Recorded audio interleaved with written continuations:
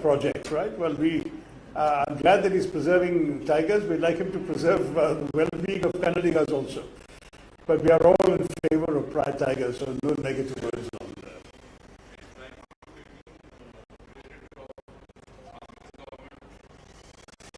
You know, everyone knows that Project Tiger was initiated by Indira Gandhi. There was no tiger conservation in this country before Indira Gandhi brought in Project Tiger, and a lot of the achievements in preserving the tigers, increasing their number in this country and so on, were kept by the Congress government but continued by every other government. So, the number of very specific campaign with a lot of us have been gearing up to try and get the message of the Congress party across to the voters of the state. I have yesterday addressed a large gathering of first-time voters. I was both interested and concerned to see how the youth of the state are facing the elections, what their concerns are, about the accountability of politicians once the election is over, right down to some concern about whether taxpayers' money is being well spent for the services that the state government should be providing, and they certainly seem to have doubts about that. All of this was very interesting. This morning, I had a meeting with a whole collection of teachers, and the teachers' own concerns about the new education policy and the way in which education should be implemented in the state are also very important for us to hear. Today I'm with you. I'm going to carry on with some more campaign events later. Abhishek Datta, IICC Secretary, has some plans to meet today and tomorrow. I'm also campaigning for Krishnabhai Gowda, a good friend, and I campaigned for him 5 years ago as well. With good results. I'm looking forward to the same here. I would say that our message is very simple. We have seen, unfortunately, over 4 years now of rather bad governance in the state of Karnataka. And when there is bad governance and there is nothing to see, the people inevitably wonder what they need the government for. There are essential needs of the people that are not being met, and the Congress Party has already come out with a number of very specific pledges to fulfill those needs. Whether it is ensuring that unemployed graduates and unemployed diploma holders should get some support from the state so they can live with self-respect while they search for jobs, whether it is giving honor to the Grihalakshmis, the homemakers of our states, so that they can again have some compensation for their unpaid labor to keep our society strong and together, whether it is pledging to improve the infrastructure of Bangalore, which used to be the pride of Karnataka and of India, but which is now becoming an embarrassment, with, as you know, the World Global Livability Index, which used to rank Bangalore as the most livable city in India, now ranks it as the least livable city of all the cities in the world that they rank. Similarly, the TomTom Traffic Index says that we are the most congested city in Bangalore of all the cities. And Janagraha says that urban governance is worst in Bangalore. So you're looking at objective, non-political indices, and they're all showing a lack of seriousness when it comes to urban governance. So whether it's state level governance, whether it's urban level governance, we feel that there are serious deficiencies that the Congress government is ready and prepared to tackle. I think the people in the state are tired of 40% commission. What they want is 100% commitment, and that's what we will give. 100% commitment to the well-being of the people of Karnataka. And I, with those words, will stop and take your questions. I think my colleagues here are very well acquainted with the problems and issues of the state, and I'm sure that they will be here in a position to answer any additional issues as well. But I'm here to take your questions. Floor is yours.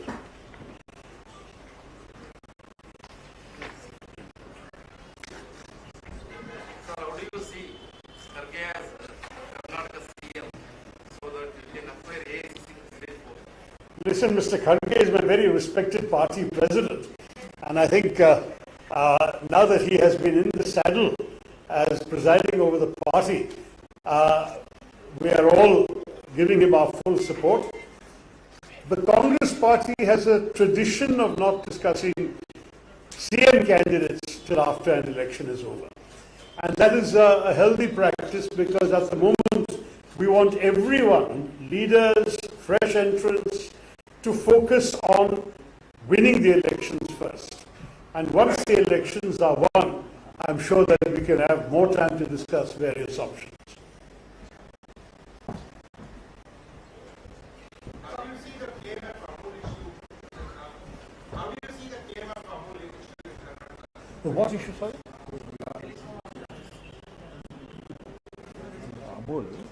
Oh, the Amul issue, yeah. Local brand, Nandini. That's right. We all want to protect the Nandini brand, which has been built up with such care.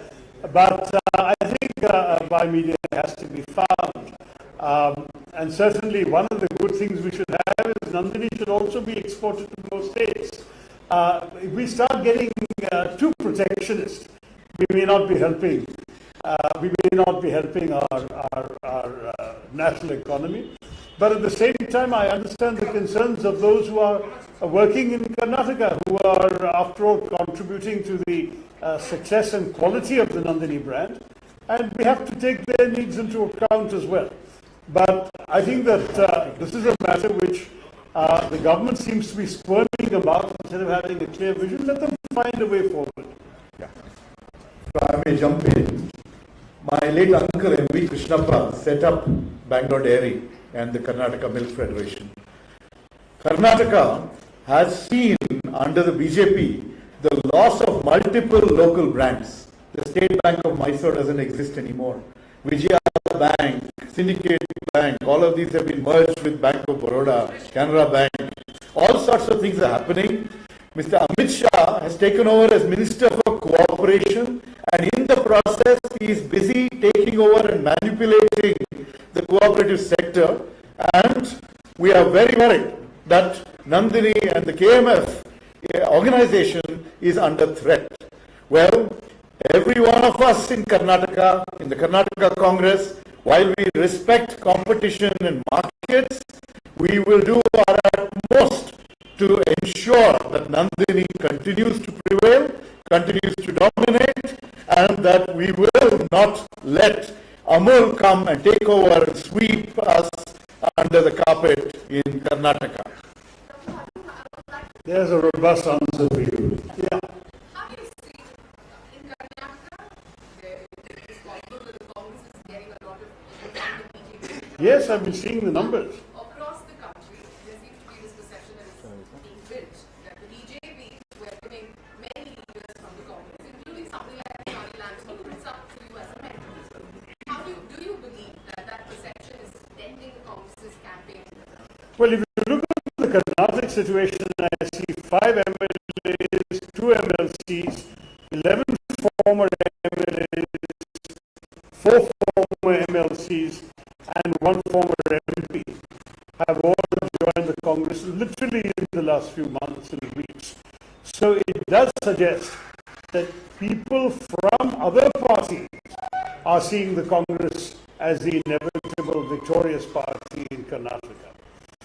I must say that I'm disappointed with a couple of the people you mentioned joining the BJP for the simple reason that I know them to be secular-minded individuals, and I don't think they will find a welcoming home in a party that is fundamentally committed, unfortunately, to a particularly communal agenda. And therefore, I think they've made a mistake. I'm therefore disappointed and not hesitating to conceal that. There may be dissatisfactions, often related to individual feelings of frustration or of aspirations thwarted. I think every individual has a right to pursue their own political dreams, and I have no problem with that. But I do have a problem when people go to an ideology that is the opposite of what they have always practiced and what they've always believed in. You know, I'm not saying that no one has a right to leave a party to change their mind. As I said, we have welcomed many in Karnataka recently. They have the right to change their mind, but there must be some principles. I've always said, what is politics about? Politics is about a vision of a better society. We are working for our idea of a better India, and that means we have certain principles, certain values that we stand by. Now, we can take our commitments to another party that shares the same values and principles. But how can we go to a party that has the opposite set of values and principles? That I find difficult to understand, and that's where my disappointment with some of the people you mentioned who have gone to the dark side, as one might say, is I think they will sadly have to repent their choices as they see how they are treated in their new home. They will not be treated as they are perhaps expecting to be. In fact, your campaign is So I think in Karnataka, every indication we're getting is that people are looking with great hope and optimism towards the Congress. I've only been here 2 days and talked to voters, but there's quite a cross-section of people, from people at a place like the Bangalore Club, to the first-time voters I met yesterday, to the teachers, very often from rather modest schools that I spoke to this morning. I get the sentiment. Is there a crisis going on? I get the sentiment that people are interested very much in seeing the Congress offer a respectable alternative to the misgovernance that they've endured in the last 4 years. And I think people in Bangalore particularly see that their city has such great potential. It's so sad that a city that was very evidently the most favored destination for IT investment, for example, till a few years ago, certainly 2017, 2018, investment kept on going up. Now it's been plummeting in the last 3-4 years. And investments are coming, but they're going to other cities. Why is that? It's again a reflection of urban governance or misgovernance by those who are in power in the state. So I will say to all of you that the need for change could not be more palpable. And I think cutting across the cross-section of society, we are expecting to see a very good result in this election. So what your production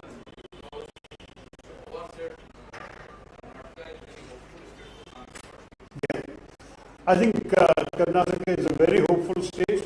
I think personally it's not my job to come up with numbers. I know one or two of my senior colleagues here have mentioned numbers. I think you can quote their numbers. For me, what is important is that we get across the majority mark. Because sadly we have seen in the past that the BJP, with their rather disgraceful Operation Kamala and their Operation Lotus in other states, have subverted the popular mandate. And that should not be allowed to happen again. So my request to the people of Karnataka is, give us a clear majority so that we can stop in advance the machinations of those who want to try and play that kind of game as they did last time. Yeah. The Congress party has released its second list recently. Yeah. And a section of the Muslim community is quite upset with the Congress party because they say that the Congress party has used them and in the name of secularism hasn't given them adequate representation. I think there's still some tickets to be issued, so let's wait and see how it all works out. My own view is that the Congress party sees itself as a natural home for Muslim politicians, Muslim voters, the same for Christians, the same for other minorities, because we don't discriminate amongst communities. What we are seeing, sadly, for the first time in the history of independent India, is a ruling party at the center that doesn't have a single Muslim MLA, a single Muslim anywhere in the country, and neither House of Parliament. That is an unprecedented and somewhat shame-making record, because we've always been proud of the fact that whoever ruled this country, the diversity of this country was sought to be represented in the government. That is sadly no longer the case. We have today a government without anybody in the ruling party from that community. By contrast, if you look at the representation of minorities in the Congress list, we may have a modest number of MPs, but everyone is represented. And that's the spirit in which we intend to approach the challenges in Karnataka and in other states. Sir, okay, Congress party can capitalize on Rahul Gandhi's disqualification issue. Well, there's a lot of public sympathy about this. Many people feel this disqualification was completely unfair, that to give him the maximum permissible sentence for a rather trivial offence, and then to ensure that sentence is the minimum required for disqualification. And then the disqualification, as you know, under the Supreme Court ruling, is 2 years plus a further 6. That would be very unjust. I've often asked a number of voters who are not Congress voters. I've said, put aside whether you want to vote for Congress or not, put aside whether you like Rahul Gandhi or not. In any democracy, do you want a situation where the principal leader of the major opposition party is silenced for 8 years, who is not able to raise his voice in Parliament for 8 years, is going to be imprisoned for 2? Is that good for democracy, just objectively? And I must say, even some BJP voters have said to me, it's not fair, it's bad for democracy. So the public sympathy is widely there, and we have conducted protests in every district of the country when that decision came out. We are appealing, and we are hoping that the judicial process will correct it. So, if not, definitely this is going to be made an issue, because it is being seen by many in the public as an unfair attempt to silence a voice of the opposition, a major voice of the opposition. I think even in the Karnataka election, this issue is alive. Look, we understand that in a state election, there would be state issues first and foremost. And we are going to raise the state issues first and foremost.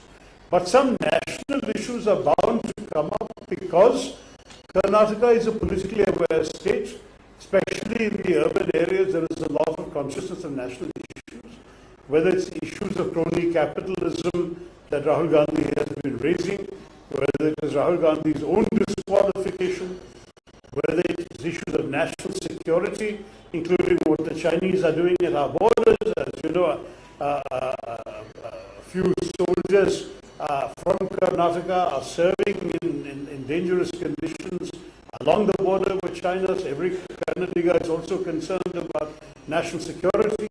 All of these issues cannot be excluded, but our focus now is on Karnataka. And though we will mention other issues, right now we are trying to give Karnataka a better government and a more effective government to solve the problems of the people of the state.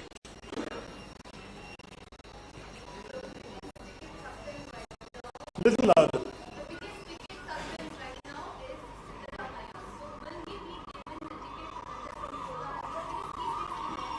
But that's exactly the kind of question I'm in no position to answer.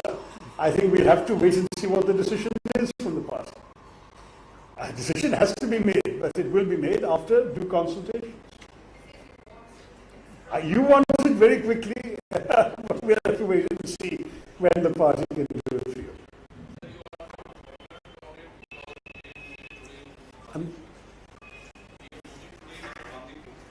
Yes, I gather he's going for the Tiger project, right? Well, I'm glad that he's preserving tigers. We'd like him to preserve the well-being of Kannadigas also. But we are all in favor of Pride Tigers, so no negative words on that.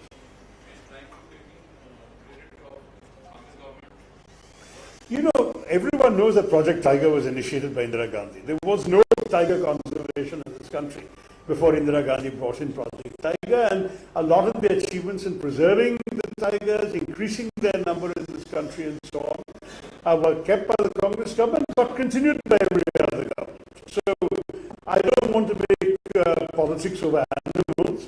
I would say that we criticize the Prime Minister for lots of things, but we definitely have very good grounds to criticize his party in this state for what they failed to do for the people of Karnataka, and I'll keep the focus on that.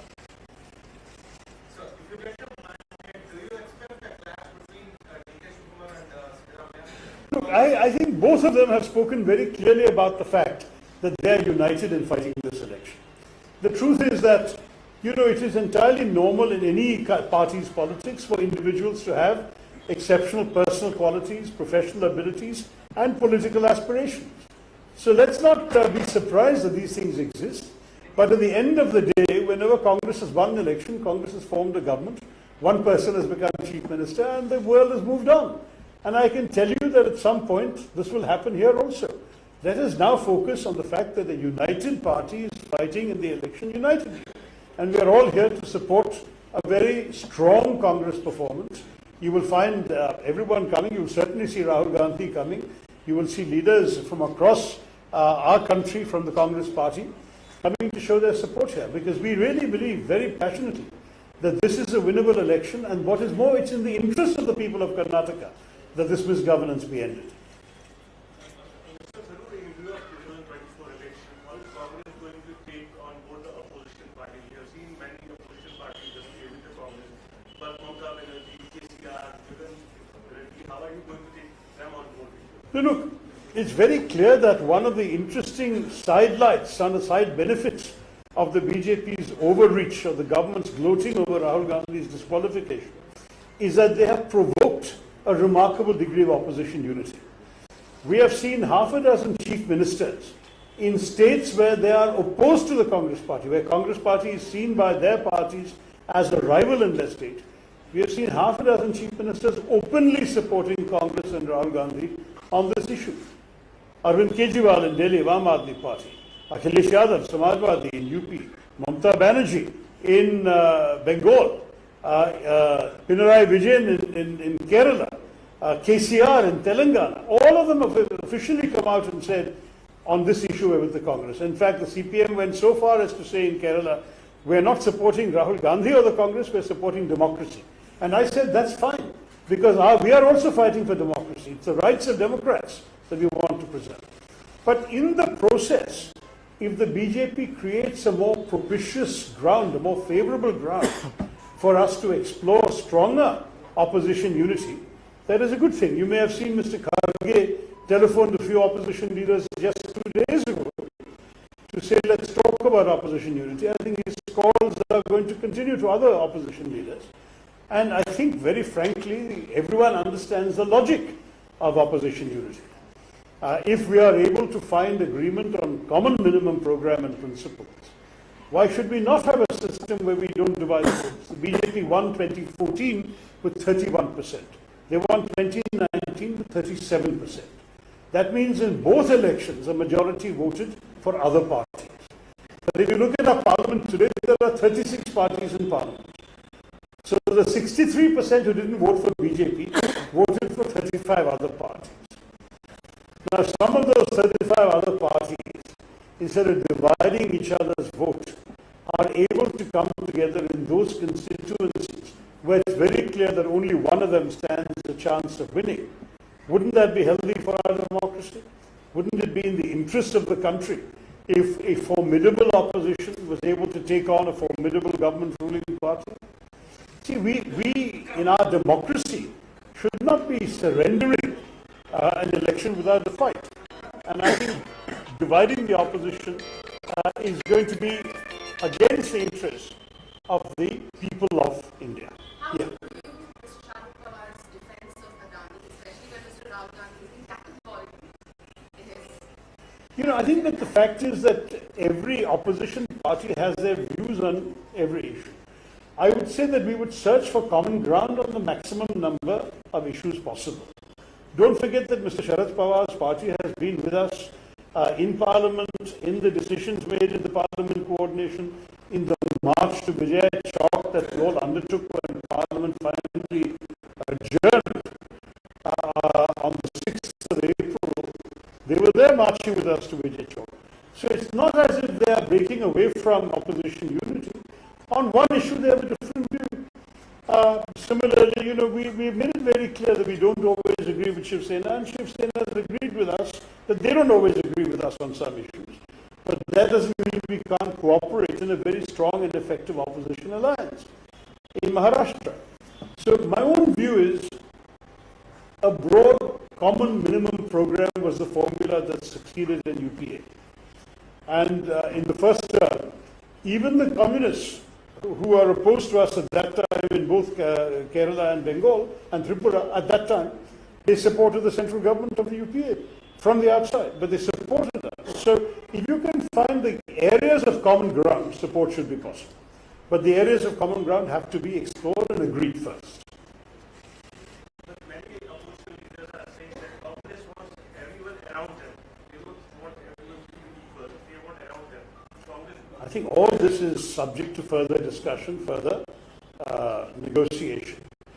The point is, when the conversations haven't happened, how can you come to conclusions? On yesterday, BJP leaders are busy visiting bishops, and narendramodi is going to visit sacred people in Delhi. And you must have read the interview of Cardinal March of challenging the new Union Express.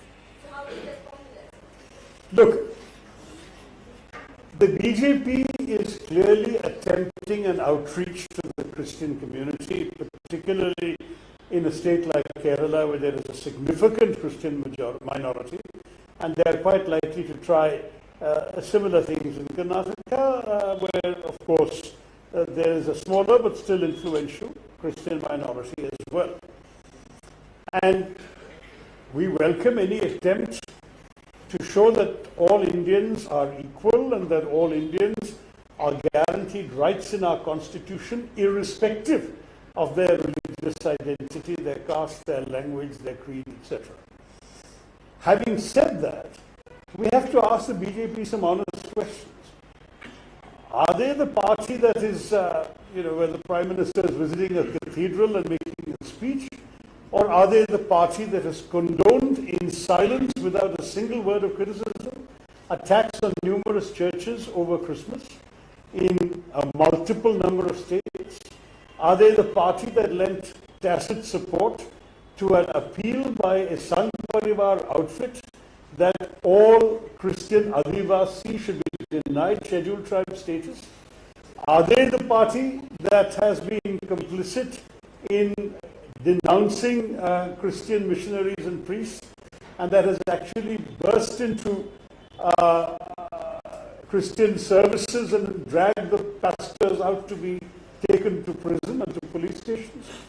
They have to explain who they are. It's very easy for a Prime Minister to make a speech. Our Prime Minister particularly likes making speeches. But his own Man Ki Baat may not be enough in this case. I think we need the Christian Jan Ki Baat here. They also need to know how their daily life and their priorities are being treated. I'm sorry? Yes. Yeah. I've already answered that question earlier. I'm deeply disappointed. I think that secular individuals will not find a welcome home in the BJP. I've already said that. Okay? So how about Tharoor running for PM post in 2020? I think we already have a party president. We have party leaders. There's no shortage of aspirants from various other parties as well. I don't think that's the question. Right now, our objective ought to be, let's create a CM in Karnataka and worry about PMs later. Thank you all very much. Jai. Thank you. Yeah, I think the media will excuse us. The professional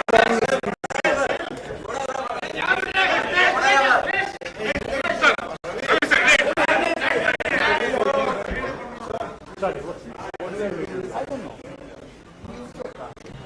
What's happening?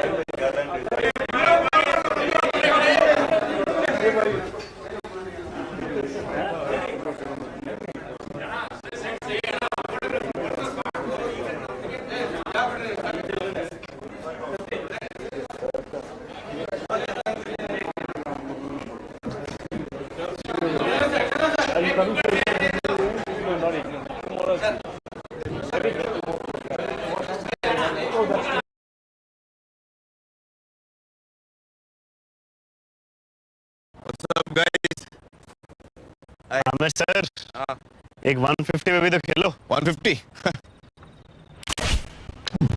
That's fast. अरे 150 के लिए तो Maddie काफी है Maddie